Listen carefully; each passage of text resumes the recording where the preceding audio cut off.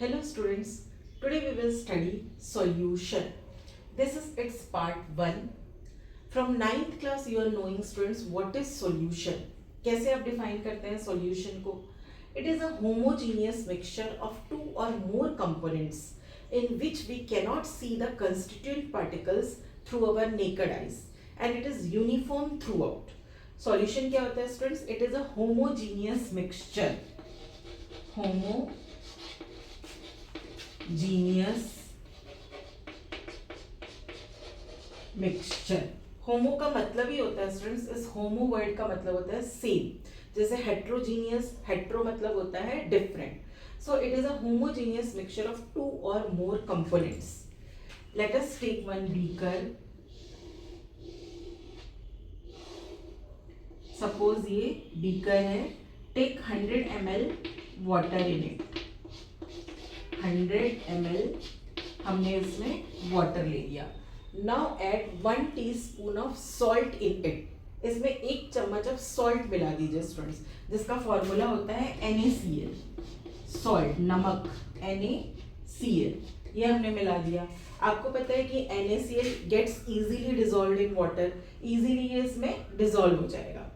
अब हम स्टूडेंट्स अगर हम देखना चाहेंगे कि ये अलग से सॉल्ट के पार्टिकल्स हैं, अलग अलग देखना चाहेंगे कि ये सॉल्ट है, ये वाटर है, इट इज नॉट पॉसिबल, है ना. We can not see the constituents through our naked eyes.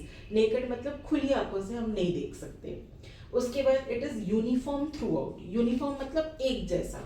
Suppose आपने 1 चम्मच यहाँ से पानी पिया तो वो इक्वली जो है आपको उतना ही सॉल्ट ही लगेगा. अगर आप ऊपर से 1 चम्मच पानी ले रहे हैं उसके सेम लगेगा. चाहे आप किसी भी पोर्शन से 1 चम्मच अगर आपने पानी पिया आपको सेम सॉल्टी लगेगा. सब तरफ इक्वली ये डिजोल्व हो गया है. सो it is uniform through out. तो ये सॉल्यूशन है स्टूडेंट्स. नाउ इसमें आप देखिए स्टूडेंट्स कौन सा मोर अमाउंट में, ज्यादा अमाउंट में कौन है, तो ये आपका वाटर है. वाटर ने सॉल्ट को डिजोल्व किया है. So this is solvent. The one which is more in amount is called solvent. Solvent का कोई दूसरा definition नहीं होता students. Solvent. The component which is more in amount is called solvent. ये ज़्यादा है और जो कम है उसको बोलते हैं solute. The component which is present in less amount is called solute. जो कम present होगा इसमें NaCl है. आप इसी में थोड़ा सा शुगर भी डाल सकते हैं, चीनी, वो भी डिजोल्व हो जाएगा स्टूडेंट्स. ऐसे ही लैब में हम किसी सॉल्यूशन में एक सॉल्ट डाल सकते हैं, फिर दूसरा सॉल्ट भी हम डाल सकते हैं. तो solute can be more than 1. अगर हम शुगर भी डालेंगे तो वो भी सॉल्यूट होगा. Solute can be more than 1. तो ये पूरा सॉल्यूशन हो गया students. In this chapter we will study binary solution. Binary solution मतलब जिसमें 2 कंपोनेंट होते हैं. इसके बाद हम ज्यादा पढ़ेंगे लिक्विड लिक्विड सॉल्यूशंस के बारे में. Liquid liquid solution. Now students अब जो कंपोनेंट आपका ज्यादा है उसी से इसका टाइप ऑफ सॉल्यूशन डिसाइड होता है. इसमें आपका लिक्विड ज्यादा है तो दिस इज लिक्विड सॉल्यूशन. जिसमें गैस ज्यादा होगा तो गैसियस सॉल्यूशन. सॉलिड ज्यादा है तो सॉलिड सॉल्यूशन. जैसे ये एग्जांपल हो गया आपके लिक्विड सॉल्यूशन का. This is your liquid solution क्योंकि इसमें आपका लिक्विड ज्यादा है. इसी तरह से सॉलिड सॉल्यूशन. Solid solution.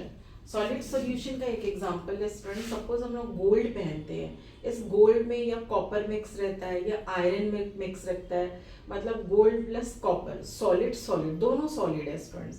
इस तरह से आपका थर्ड होगा students gaseous solution. Gaseous solution में गैस ज्यादा होना चाहिए, गैस सॉल्वेंट होना चाहिए. जैसे एक एग्जांपल है chloroform mixed with nitrogen gas. तो इसमें नाइट्रोजन गैस ज्यादा है इसलिए गैसियस सॉल्यूशन है. Gas third gaseous solution. आपका मिक्सचर ऑफ 2 गैसेस भी हो सकता है, like mixture of oxygen and nitrogen gas. दोनों गैस है तो जो ज्यादा है वो भी गैस है, दस गैसियस सॉल्यूशन. इसके एग्जांपल्स दिए हुए हैं स्टूडेंट्स टेबल 1.1 में. जो चैप्टर में पहला टेबल है ना, आप उसमें से इसके एग्जांपल्स देख सकते हैं. एक बहुत ही कॉमन एग्जांपल है ऑक्सीजन डिजॉल्व्ड इन वाटर. आपको पता है वाटर में ऑक्सीजन डिजॉल्व रहता है, उसी से ही जो एक्वाटिक प्लांट्स, एनिमल्स, फिशेस जिंदा रहते हैं। ऑक्सीजन बहुत कम डिजॉल्व हो सकता है स्टूडेंट्स वाटर में, बट डिजॉल्व होता है। So that is example of gas in liquid. Liquid ज़्यादा है वो आएगा आपके लिक्विड सॉल्यूशंस में। तो ये हो गया स्टूडेंट्स आपका। नाउ इन केमिस्ट्री मोस्टली हम जो है लिक्विड सॉल्यूशंस पे काम करते हैं। लैब में आप जाएंगे, किसी भी कंपाउंड का, चाहे कॉपर सल्फेट हो, फेरस सल्फेट हो, कॉपर क्लोराइड हो, एमोनियम सल्फेट हो, सब पैकेट्स में पाउडर्ड फॉर्म में रहते हैं, लेकिन हम उनको सॉल्यूशन बना के यूज़ करते हैं। तो ये बहुत ज़रूरी है जानना स्टूडेंट्स कि how much solute is present in how much solvent. कितना सॉल्यूट प्रेजेंट है कितने सॉल्वेंट में, means what is it's exact composition. इसको बोलते हैं कंसंट्रेशन ऑफ सॉल्यूशन। तो नेक्स्ट टॉपिक हम वही पढ़ेंगे students, concentration of solution.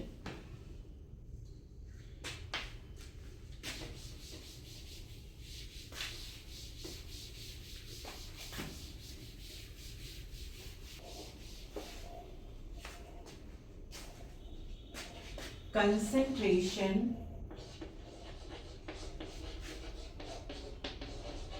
of solution. Concentration. The composition of solution can be explained with the help of concentration. इसके help से हम स्टूडेंट्स कंपोजिशन बता सकते हैं सॉल्यूशन का, how much solute is present, how much solvent is present. एक तो हम ऐसे ही बोल देते हैं नॉर्मल कि ये डाइल्यूट सॉल्यूशन है, ये कंसंट्रेटेड सॉल्यूशन है, ये ज़्यादा डाइल्यूट है, विदाउट मेजरमेंट। ये जो बिना मेजरमेंट के बोलते हैं स्टूडेंट्स, इसको बोलते हैं qualitative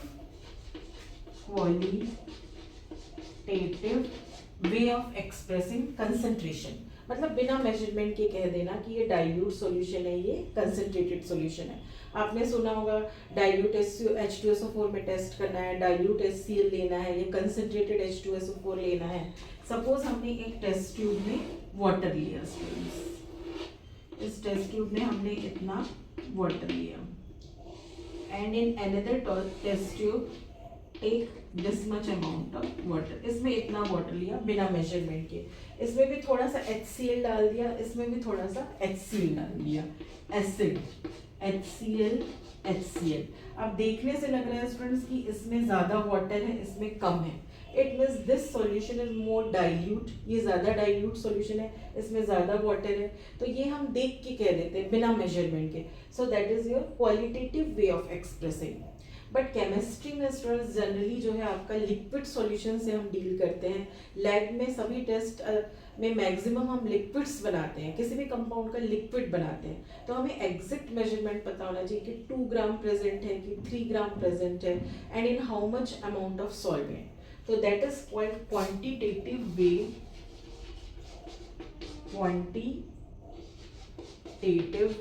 way of expressing concentration. Quantity मतलब एग्जैक्ट बताना। तो हम यही quantitative way of expressing concentration देखेंगे स्टूडेंट, जैसे mass percentage, volume percentage, mole fraction, molarity, कुछ आपने 11th क्लास में भी जो पढ़ा है। So let us take one by one them.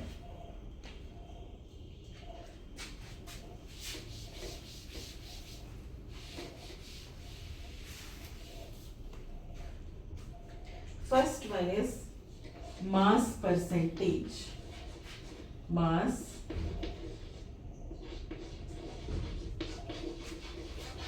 Percentage, ये देखिए मास परसेंटेज कैसे निकालेंगे students. Mass percentage means mass लेना है, मास जो है ग्राम में होगा, किलोग्राम में होगा, लेकिन जनरली सॉल्ट्स हम थोड़े थोड़े लेते हैं तो वो ग्राम में होगा आपका। तो इसका क्या फॉर्मूला होगा students, mass percent equals to mass of solute or mass of component in solution upon total mass of all the components of solution, total mass of solution multiplied by 100। ये जिस सॉल्यूट का component का निकालना है उसको आप ऊपर रखिए, नीचे टोटल मास मल्टीप्लाइड बाय 100। तो इस तरह से हम निकाल सकते हैं। सपोज हमने बोला 10% ग्लूकोज सॉल्यूशन, ग्लूकोज सॉल्यूशन, इसका मतलब इसमें 10 ग्राम जो है वो ग्लूकोज है, ग्लूकोज, और रिमेनिंग जो 90 ग्राम्स है वो आपका वाटर है, H2। इस तरह से सॉल्यूशन बनाया। 10% मतलब जितना परसेंट होता है उतने ग्राम वो कंपाउंड है, 10 ग्राम, और रिमेनिंग 90 ग्राम्स आपका वाटर है। तो इसको बोल देते हैं 10 ग्राम ग्लूकोज सॉल्यूशन। यहाँ पे एक और इम्पॉर्टेंट एग्जांपल है स्टूडेंट्स कि 3.62% of sodium hypochlorite is used as commercial bleaching solution. जो कमर्शियल ब्लीचिंग सॉल्यूशन होता है, ब्लीचिंग मतलब साफ सफाई करने के लिए, वो कंपाउंड कैसे होता है देखिए,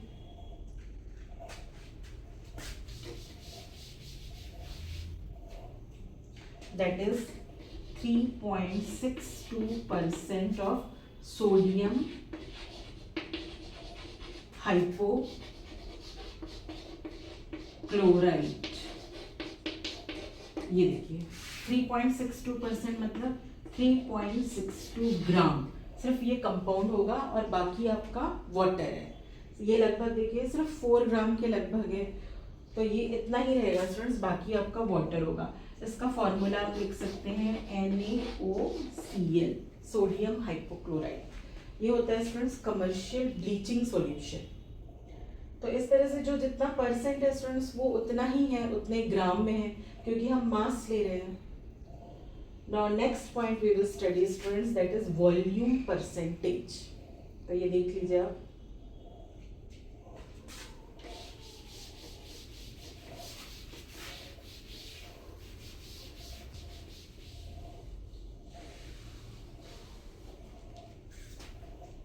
सेकेंड पॉइंट हम लोग ले लेते हैं students, that is volume percentage.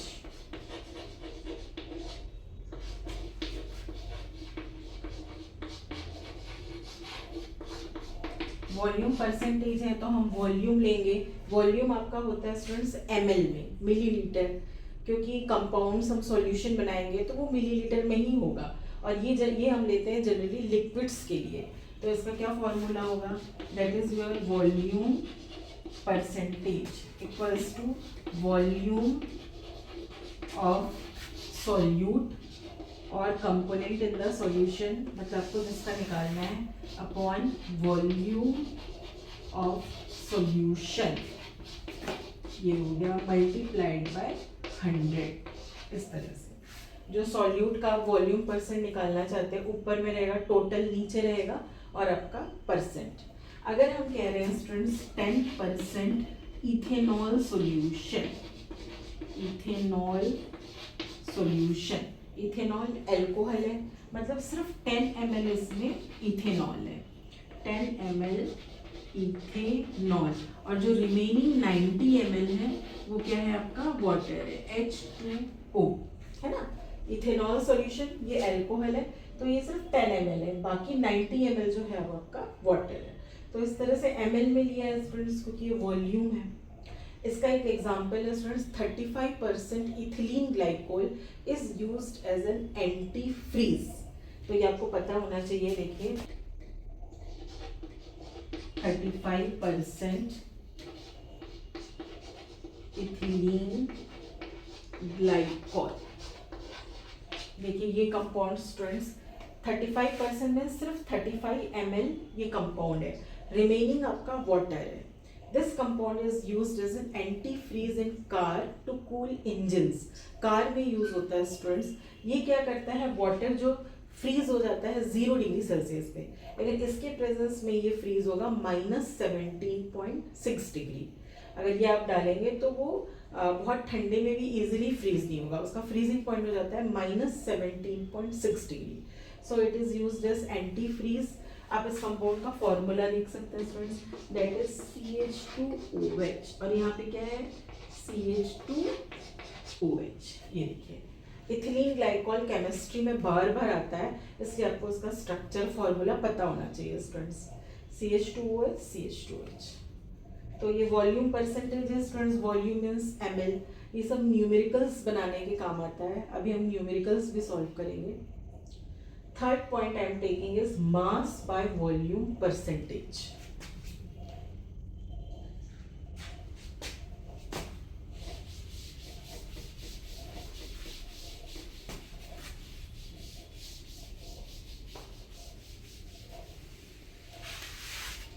Third point I am taking, third mass by volume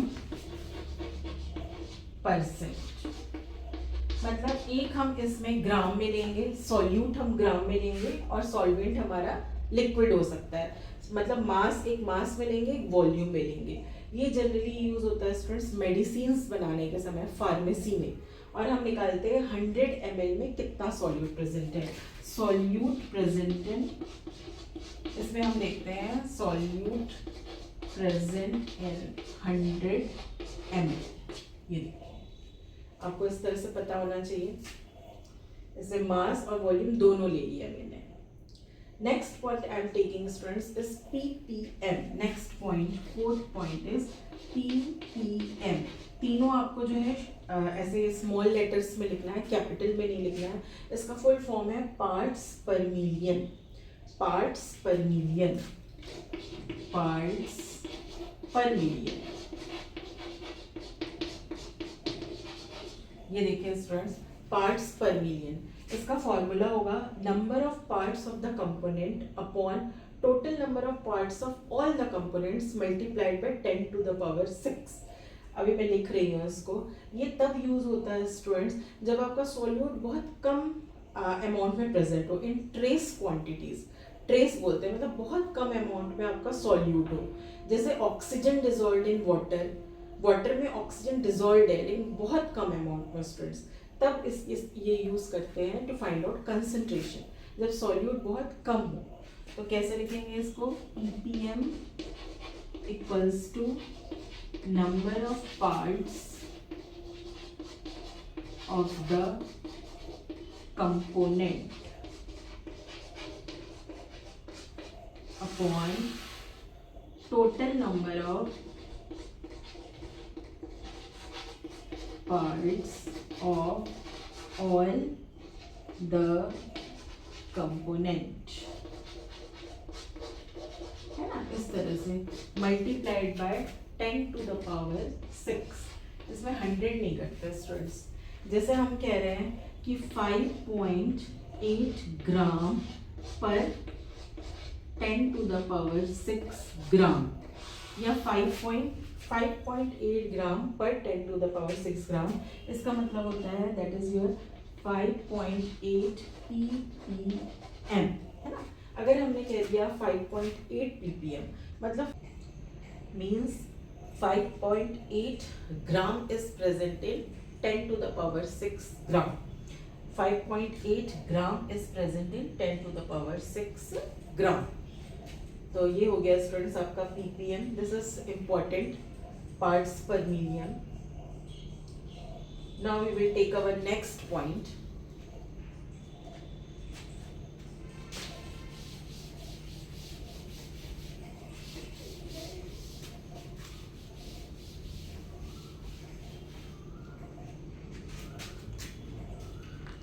Next point is mole fraction.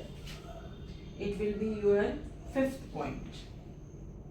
1, 2, 3, 4, fifth point. Okay, that is your mole fraction.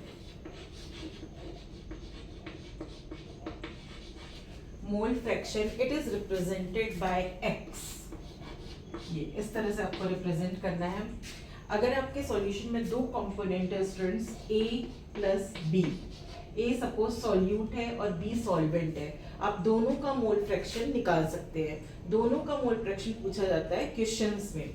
अगर आपको मोल फ्रैक्शन निकालना है ए कंपोनेंट का solute, it is equal to Na plus Nb। ये देखिए इस तरह से निकालेंगे। जिसका निकालना है उसको ऊपर रखेंगे और ये total.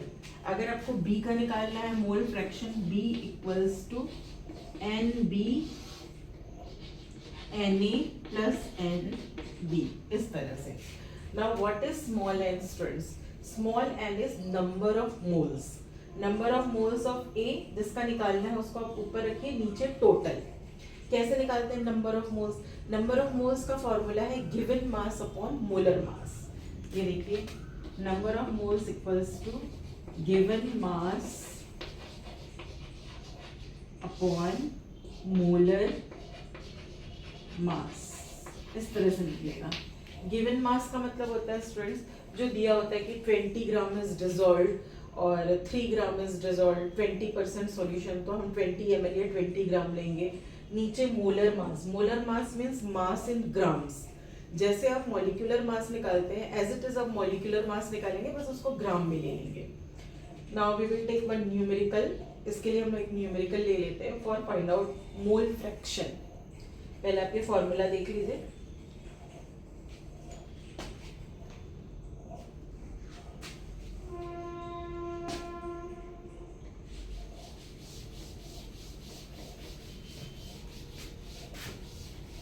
Now let us take this numerical students. Calculate the mole fraction of benzene in solution containing 30% by mass in carbon tetrachloride. यहाँ पे एक सॉल्यूशन है स्टूडेंट्स जिसमें एक कंपोनेंट है बेंजीन और दूसरा कंपोनेंट है कार्बन टेट्राक्लोराइड. ये देखिए आंसर. यहाँ पे सपोज दो कंपोनेंट है ए और बी. ए हम ले लेते हैं बेंजीन, बी हम ले लेते हैं कार्बन टेट्राक्लोराइड. ए जो है ये 30% है स्टूडेंट्स. इसी का हमको निकालना है मोल फ्रैक्शन. मोल फ्रैक्शन निकालने का क्या फॉर्मूला होता है? X equals to Na upon Na plus NB. इस तरह से जिसका निकालना होता है स्टूडेंट्स उसको ऊपर रखेंगे. ये देखिए Na प्लस NB, नीचे टोटल. स्मॉल n मतलब होता है number of moles. Number of moles कैसे निकालते हैं? Given mass upon molar mass. ये देखिए अब हम निकालते हैं Na, that is your given mass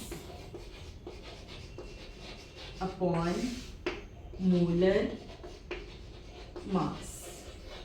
ये हो गया. गिवन मास कितना है स्टूडेंट्स? ए मतलब बेंजीन का 30%. 30% मीन्स हम लिखेंगे 30 ग्राम.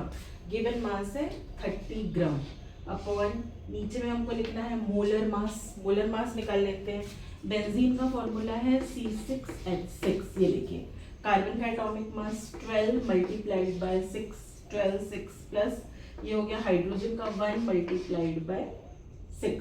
तो ये कितना हो गया? 72 प्लस ये कितना हो गया? 6. टोटल हो गया आपका 78 ग्राम. ये देखिए है ना, ये हमने टोटल कर लिया 78 gram. Molar mass means students mass in grams, उसको बोलते हैं मोलर मास. नॉर्मल हमने एटॉमिक मास प्लस किया है, मॉलिक्यूलर मास ही निकाला है, लेकिन उसको हम ग्राम में लेंगे. मास इन ग्राम्स. तो हम नीचे लिख देते हैं 78. अब इसको आपको डिवाइड करना है स्टूडेंट्स, तो नंबर ऑफ मोल्स मिल जाएगा. That is equals to 0.385 moles. ये एक्चुअली नंबर ऑफ मोल्स होता है स्टूडेंट्स, उसका यूनिट कुछ और नहीं लिखना है, हम सिर्फ मोल लिखेंगे MOL. तो ये एक का निकल गया आपका Na. यहाँ दोनों जगह मैं लिख दूंगी स्टूडेंट्स 0.385. ये देखिए इक्वल्स टू यहाँ पे हो गया 0.385 अपॉन 0.385 प्लस. अब NB भी निकाल लेंगे हम. B मीन्स कार्बन टेट्राक्लोराइड का भी हमें नंबर ऑफ मोल्स निकालना है. ये निकाल लेते हैं स्टूडेंट्स. ये देखिए ये कितना है आपका NB. अगर आपका एक कंपाउंड जो है वो 30 ग्राम है तो दूसरा कितना है आपका कार्बन टेट्राक्लोराइड इज 70 ग्राम. अब इसका molar mass carbon tetrachloride CCl4. ये देखिए ये कार्बन का कितना है students? That is your 12 plus chlorine का 35.5 multiplied by 4. 35.5 multiplied by 4 equals to 12 plus इसको मल्टीप्लाई कर लेते हैं. 4 5 जा 20, 4 5 जा 20, 22, 4 जा 44, 12 13 14. ये हो गया इस तरह से है ना. 142 प्लस 12 तो ये कितना हो गया आपका 154 ग्राम. ये आ गया आपका मोलर मास. इसको हम यहाँ लिख देते हैं 154। ये देखिए नीचे लिख दिया मैंने मोलर मास। अब इसको आप डिवाइड करेंगे स्टूडेंट्स तो आएगा आपका 0.455। आप डिवाइड कर लीजिए, इतना वैल्यू आएगा। तो ये हमको यहाँ लिखना है 0.455। अब इसको आप सॉल्व करेंगे स्टूडेंट। सबसे पहले दोनों को प्लस कर लीजिए, फिर आप उसको डिवाइड करेंगे। पहले आप देख लीजिए, फिर मैं आपको आगे आंसर बता देती हूँ। ये दोनों सेम है, देखिए Na और ये आपका Nb।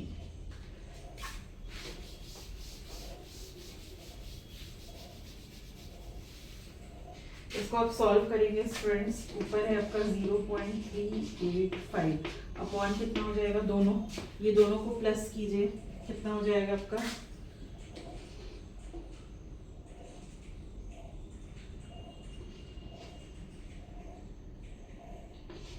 That is 0 point. ये इतना है स्टूडेंट।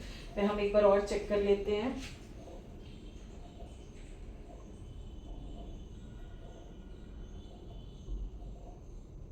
हाँ, ये सही हो गया। अब इसको आप डिवाइड करेंगे तो आपको आंसर मिल रहा है 0.483। ये आंसर मिलेगा स्टूडेंट्स आपको। तो ये क्या निकलेगा आपका, दैट इज ये क्या निकालना है आपको, मोल फ्रैक्शन निकलेगा। तो ये है 0.483। ये सभी आपके नंबर ऑफ मोल्स है स्टूडेंट्स। तो ये भी आएगा आंसर आपका मोल में। तो ये हम लिख देते हैं मोल इस तरह से। तो इस तरह से आपको सॉल्व करना है स्टूडेंट्स। आपको फॉर्मूलाज याद होने चाहिए, तो आप देख लीजिए। Now we will take our next way of expressing concentration, that is molarity. अब दो और पढ़ना है students, molarity and molality.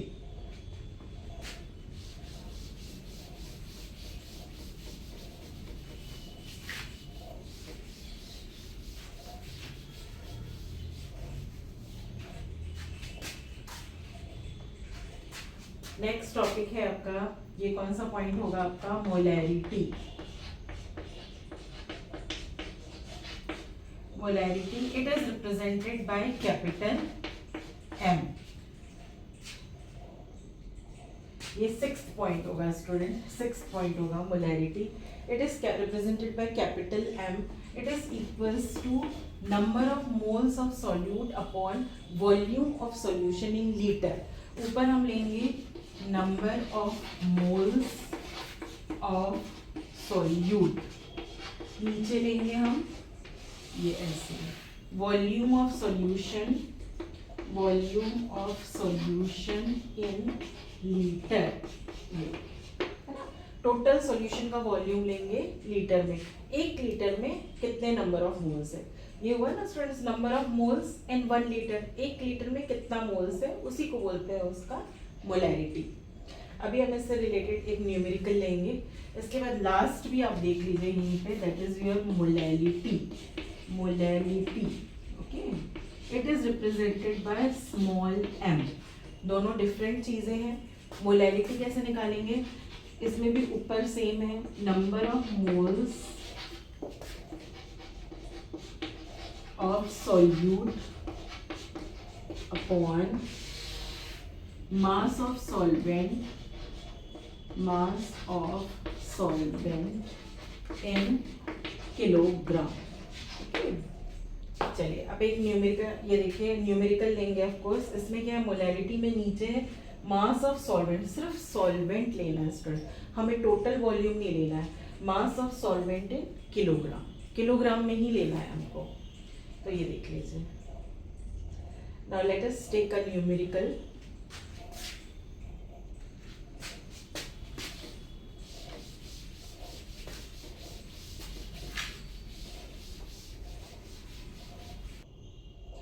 Now this is our numerical students.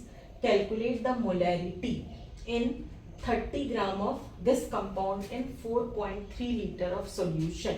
कौन सा कंपाउंड है, देखिए CONO3 twice 6H2O। इस कंपाउंड का हमें मोलैरिटी निकालना है। आंसर, मोलैरिटी का क्या फॉर्मूला है, that is your number of moles of solute, moles of solute upon volume of solution, volume of solution in litre, नीचे में हमें लीटर में लेना है। Number of moles of solute कैसे निकालेंगे students, given mass upon molar मास।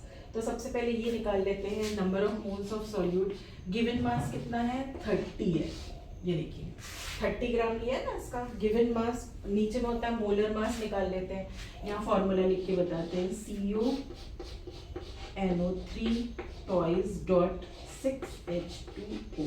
इसका कैसे निकलेगा स्टूडेंट्स, देखिए CO का होता है 59 प्लस नाइट्रोजन का कितना होता है 2 मल्टीप्लाइड बाय नाइट्रोजन का होता है 14 प्लस ऑक्सीजन का 16 इंटू 3 मतलब 48। ये देखिए स्टूडेंट, हम मैंने नाइट्रोजन का लिया है 14, ऑक्सीजन का 16 होता है, 16 इंटू 3 लेना है आपका, तो 48 हो जाएगा।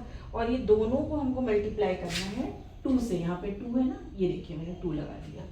इसके बाद ये 6 आप डायरेक्ट लिख लीजिए, ये हो जाएगा आपका प्लस 6 मल्टीप्लाइड बाय वाटर का 18 आता है आपका मोलर मास, है ना।